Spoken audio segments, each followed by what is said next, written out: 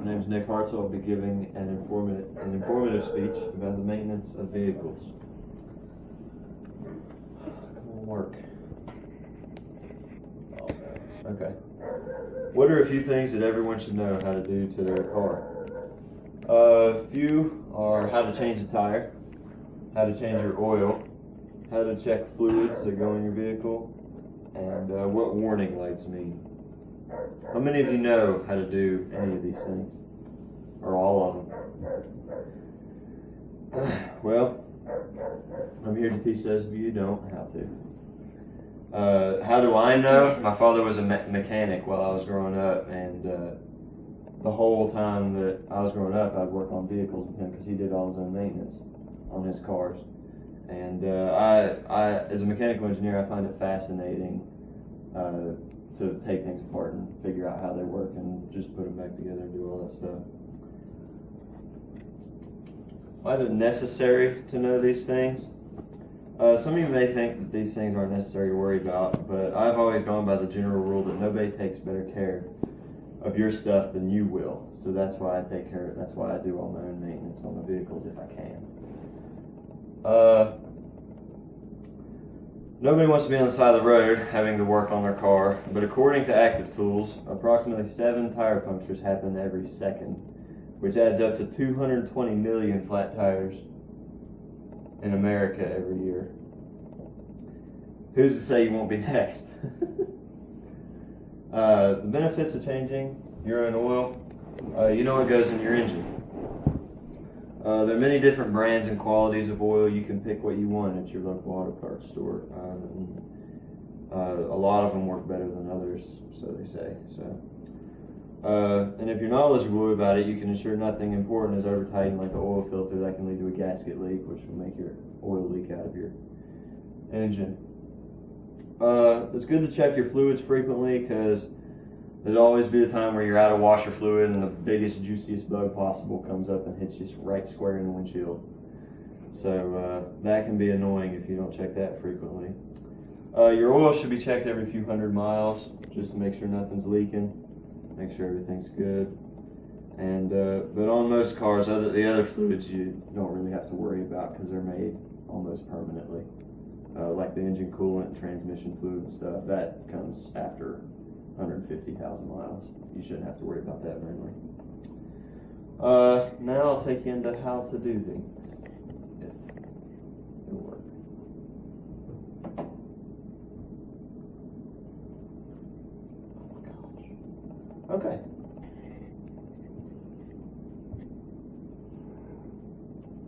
Changing a tire. As I mentioned before, there are several common errors made by people when changing tires, but I'll walk you through the process. First, set the emergency brake. This is important so your car doesn't roll around on you while you're underneath it, or not underneath it, but around it.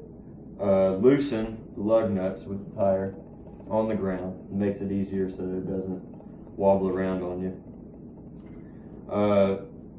Lift the car with the jack provided. They usually give you one if you don't have a lift. Just hanging around, they usually give you one with the spare tire. Lift it on solid flat ground by the frame of the car so you don't bend or damage any of the components. Remove the lug nuts one at a time. And then take the wheel off and set it to the side. Then put the spare tire on the lugs aligned with the holes and hand tighten them onto the wheel. Then lower the jack.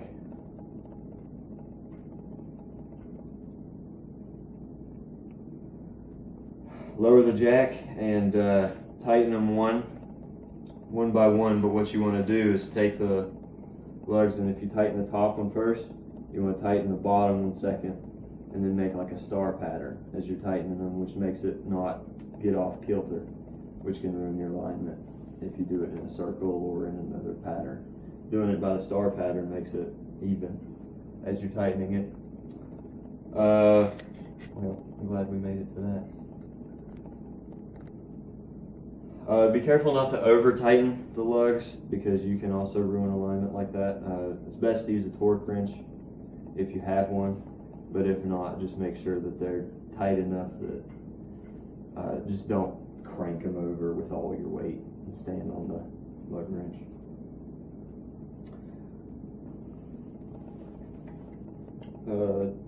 Changing your oil. First, well, it's beneficial because you can choose your own oil and filter to fit what you need. The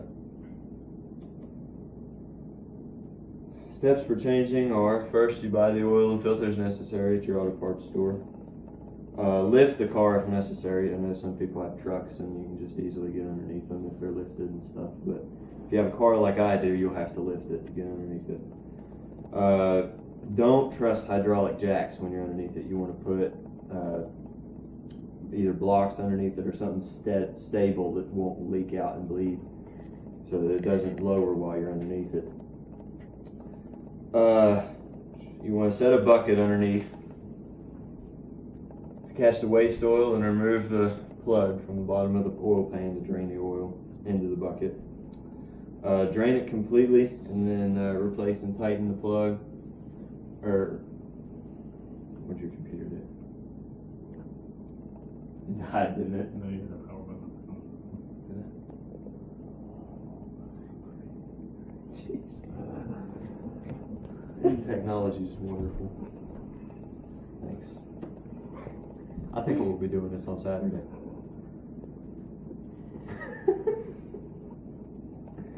Well, you'll have to practice that. Yeah. Yeah, practice. Thanks.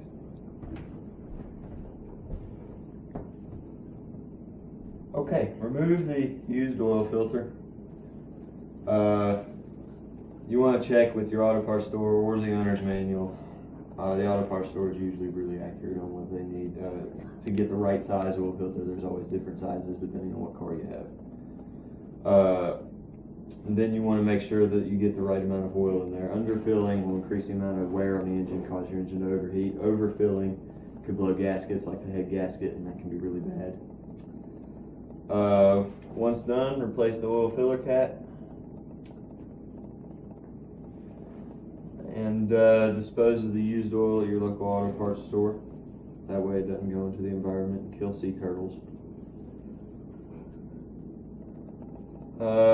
Warning lights. The only one I did was check engine light because all the other ones are kind of self-explanatory. A check engine light is usually illuminated when there's an emissions issue with the vehicle. You can usually correct it by tightening the gas cap, honestly. But you need to take that to either an auto parts store or mechanic, and they'll check it and tell you exactly what's wrong, and then you can replace it from there, or you can take it to a mechanic and they'll replace whatever needs fixing. Your washer fluid can be inspected visually. Usually the tanks are clear. You can fill those straight to the top. Oil can be inspected by pulling the dipstick. What you want to do there is pull the dipstick out, wipe it off, put it back in completely, and then pull it out, and then that will be your gauge. Because if you just take the indication at first, you can get a false reading because oil sloshes around in the oil pan. Why it's good to do your own maintenance? To me, it's self-gratifying to know that I know what's going on with my car. I know, I know that I know how to work on it if anything should go wrong. And I guess that's just me speaking as an engineer, but nobody, like I said before, will take better care of your car than you will, and I definitely believe that. And your car will last a very long time if it's cared for in the proper way. So, in conclusion, why do your own maintenance? It's healthy for your car. It makes you feel good about yourself, to know how things work and how to keep them working. So now you know at least the basics of 3 common maintenance operations you can do yourself on a vehicle. And Very good. Very good.